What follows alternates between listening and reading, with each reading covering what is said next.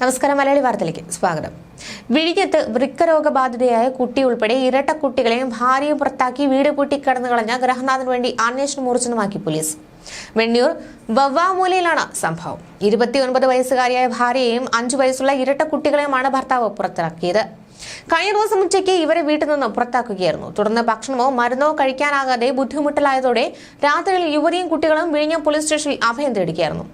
മരുന്നും ഭക്ഷണവും ഇല്ലാതെ അവശ നിലയിലായിരുന്നു യുവതിയും മക്കളും. സംഭവം അറിഞ്ഞ നാട്ടുകാരാണ് ഇവർക്ക് ഭക്ഷണം വാങ്ങി നൽകിയത്.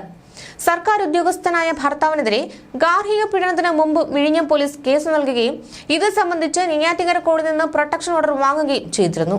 ഈ ഓർഡറിന്റെ കാലാവധി നീട്ടിക്കിട്ടുന്നതിനായി കോടതിയിൽ പോയ സമയത്തായിരുന്നു ഇയാൾ വീട് പൂട്ടി കടന്നു കളഞ്ഞത്. വിഴിഞ്ഞം പോലീസ് ഇയാളെ ബന്ധപ്പെടാൻ ശ്രമിച്ചുവെങ്കിലും മൊബൈൽ സ്വിച്ച് ഓഫ് ചെയ്ത നിലയിലായിരുന്നു. ഒരു കാരണവശാലും വീട് തുറന്നു കൊടുക്കില്ലെന്ന് ഭർത്താവ് പറഞ്ഞതായാണ് യുവതി പറയുന്നത്. സർക്കാർ ഉദ്യോഗസ്ഥനായ ഭർത്താവിനെ കണ്ടെത്താനുള്ള ശ്രമത്തിലാണ് ഇപ്പോൾ പോലീസ്. സംഭവത്തിൽ യുവതിയുടെ മൊഴിയെടുത്തതായും വിശദമായ അന്വേഷണം നടത്തിവരുന്നതായും പോലീസ് പറഞ്ഞു.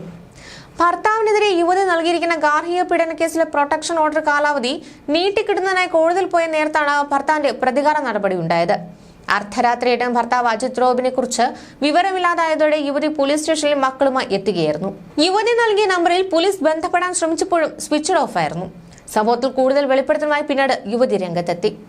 സ്ത്രീധനത്തിന്റെ പേരിൽ ഭർത്താവ് അജിത് റോബിൻ നിരന്തരമായി പീഡിപ്പിച്ചിരുന്നുവെന്നാണ് നീതു വെളിപ്പെടുത്തിയത്. ഇരട്ട കുട്ടികളിൽ ഒരാൾക്ക് വൃക്കരോഗം ബാധിച്ചിരുന്നു. മലപ്പുറം പൊന്നാനി മുനിസിപ്പാലിറ്റിയിലെ ജീവനക്കാരനാണ് അജിത് റോബിൻ. 3 വർഷം മുൻപ് സർക്കാർ ജോലിയിൽ കയറിയതിനു ശേഷമാണ് പീഡനം ആരംഭിച്ചത്. 2018-ലായിരുന്നു നീതുവിന്റെയും റോബിന്റെയും വിവാഹം. വിവാഹ സമയത്ത് 65 പവന്റെ സ്വർണ്ണ നീതുവിന്റെ വീട്ടുകാർ നൽകിയിരുന്നു. വിവാഹത്തിനു ശേഷം അജിത് ബലേനോ കാറും ആവശ്യപ്പെട്ടു. അതും വീട്ടുകാർ വാങ്ങി നൽകി. സർക്കാർ ജോലിയിൽ കയറിയതിനു ശേഷം വീണ്ടും 20 ലക്ഷം രൂപ ആവശ്യപ്പെടുകയായിരുന്നു. പിന്നീടായിരുന്നു തുടർന്നുള്ള പീഡനം. 25 സെന്റ് വസ്തുവകകൾ തന്റെ പേരിൽ എഴുതി നൽകണമെന്നും റോബിൻ ആവശ്യപ്പെട്ടതായി നീതു പറഞ്ഞു. ഇതിനു മുൻപും ഗാർഹിക പീഡനത്തിന് പരാതി നൽകി.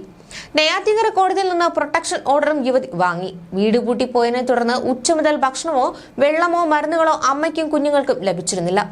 തുടർന്ന് കുടുംബം വിഴിഞ്ഞ പോലീസ് സ്റ്റേഷനിൽ അഭയം പ്രാപിക്കുകയായിരുന്നു. ന്യൂസ് ഡെസ്ക് മലയാളി വാർത്ത.